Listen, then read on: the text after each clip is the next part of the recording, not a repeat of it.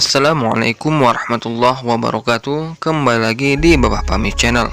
Pada kesempatan kali ini, Babah Fahmi ingin memberikan sedikit informasi mengenai mengerjakan atau mengamalkan apa yang ada di sosmed, dikarenakan ada resikonya bagi kita jika tidak ada yang membimbing atau mengarahkan. Bagaimana kelanjutan pembahasan ini? Tonton video ini sampai habis agar tak salah paham. Tapi sebelum lanjut, ada baiknya saudara dan sahabat BFC klik tombol subscribe terlebih dahulu, lalu tekan tombol like, komen, dan share agar channel ini terus berkembang dan upload video setiap hari. Oke, libas.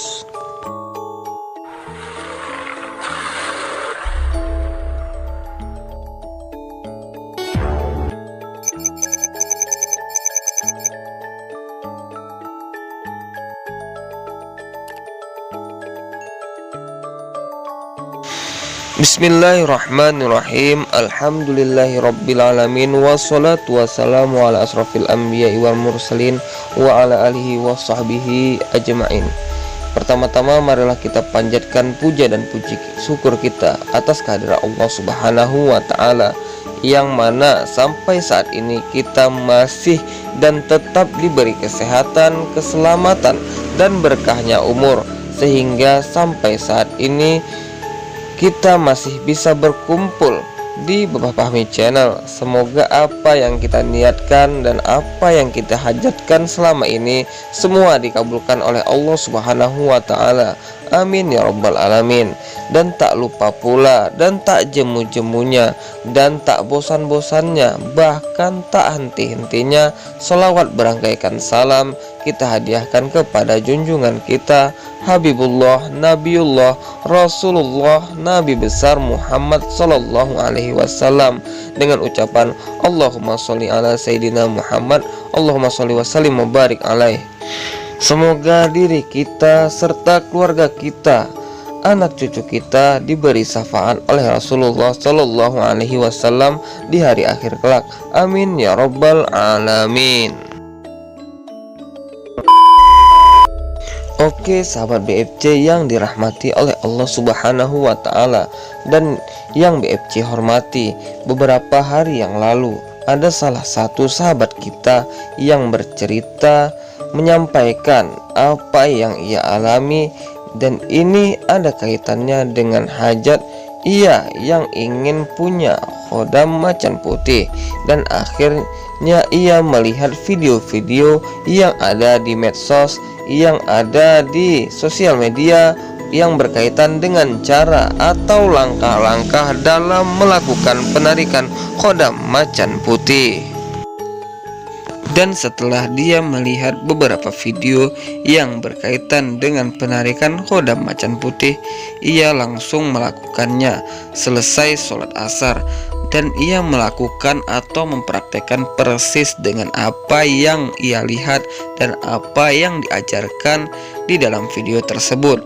Dan selesai melaksanakannya, ia merasakan adanya kejanggalan, keanehan yang ditandai dengan tangan dan tubuhnya seperti bergerak sendiri, dan seketika suhu ruangan dan tubuh pun berubah menjadi panas. Tubuh terasa berat, punggung terasa sedikit sakit. Begitulah yang ia rasakan, dan selesai melakukan ini sahabat BFC menghubungi saya dan bertanya ada apa dengan dirinya. Lalu saya bertanya kepada sahabat BFC tersebut dari mana ia mengetahui cara-caranya. Dia berkata dia mengetahuinya dari medsos, dan saya tanya lagi apa ada yang membimbingnya, dan dia bilang tidak, bahkan ia sendirian di dalam kamar.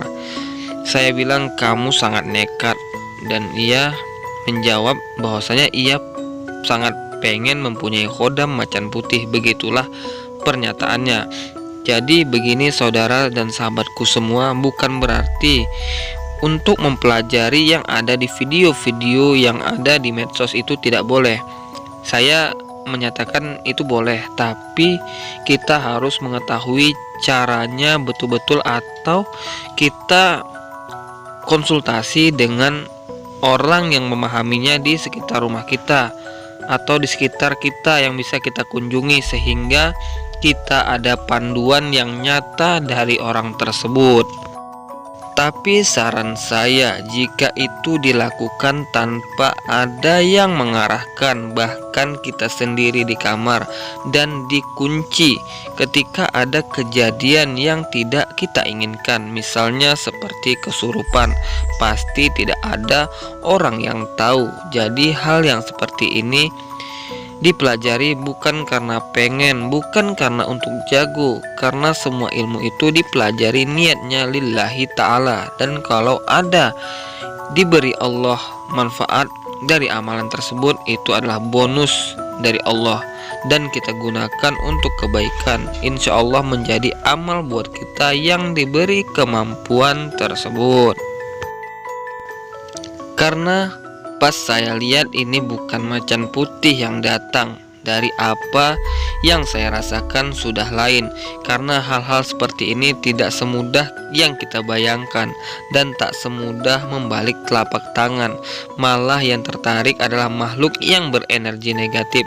Ya saran saya sih lebih baik selesai sholat itu ya tawasulan, wiridan, zikiran atau sholawatan. Insya Allah hati tenang. Insya Allah jika diamalkan, Allah akan mengirim malaikat-malaikatnya untuk menjaga hambanya yang taat kepadanya dan merindukan kekasihnya.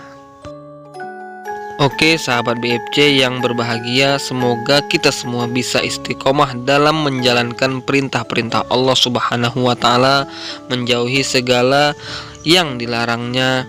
Dan sahabat BFC, sebelumnya saya berkata seperti ini, saya bukanlah ustadz, saya bukan tuan guru, dan saya juga bukan alim ulama. Saya hanya orang yang mengamalkan apa yang saya ketahui, apa yang telah disampaikan oleh orang yang lebih tua dari saya dan lebih paham dari saya. Dan di sini saya berbagi, dan jika diizinkan Allah membantu, saya akan membantu sahabat BFC yang ada di Indonesia dan dimanapun kalian berada. Mungkin ini saja yang bisa saya sampaikan. Semoga apa yang saya sampaikan ini bermanfaat bagi kita semua. Dan saya harap apa yang baik silahkan ambil dan amalkan, dan apa yang tidak baik dari ucapan saya silahkan buang, tidak usah dihiraukan. Dan maafkan saya jika ada kesalahan. Cukup sekian dari saya. Akhirul kalam. Assalamualaikum warahmatullahi wabarakatuh.